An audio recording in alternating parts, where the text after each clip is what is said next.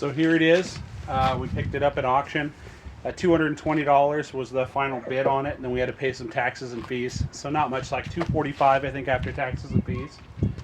I charged up the battery. The battery was dead, and it's got a problem with the radiator leaking. So right now there's no coolant in it, and I bypassed the transmission lines on the radiator because they were leaking too.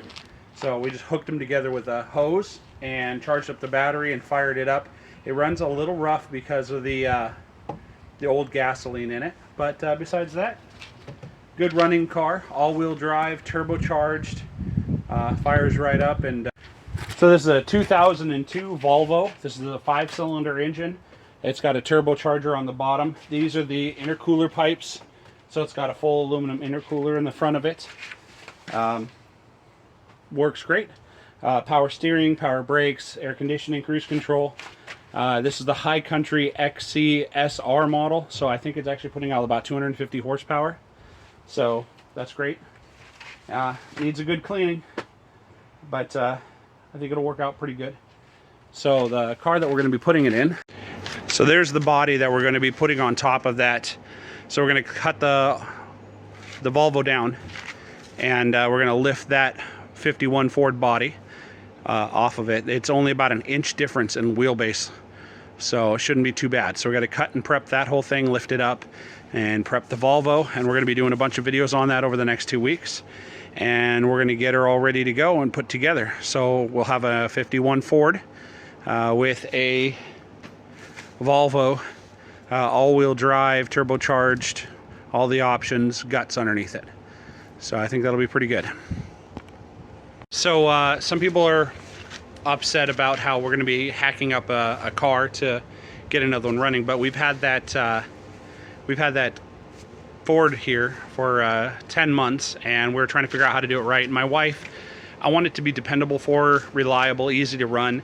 And right now it hasn't ran in 35 years. It's got a little flathead V8 inside of it that I'm going to be keeping and rebuilding for one of the other trucks that I have that actually has a running flathead V8 in it.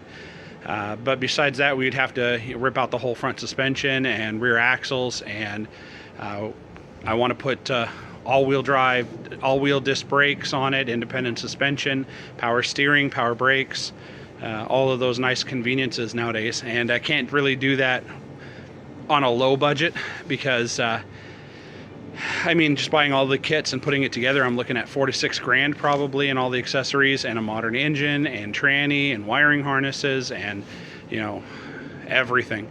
But by using a donor car, it's not as good as buying full custom work, but it'll do. It'll be all right, and it'll be nice to be dependable for her, as well as they have remote start kits for the Volvos and everything else. So when I get it all done, the air conditioning even blows cold, so if I'm real careful, I shouldn't have to worry about recharging the AC.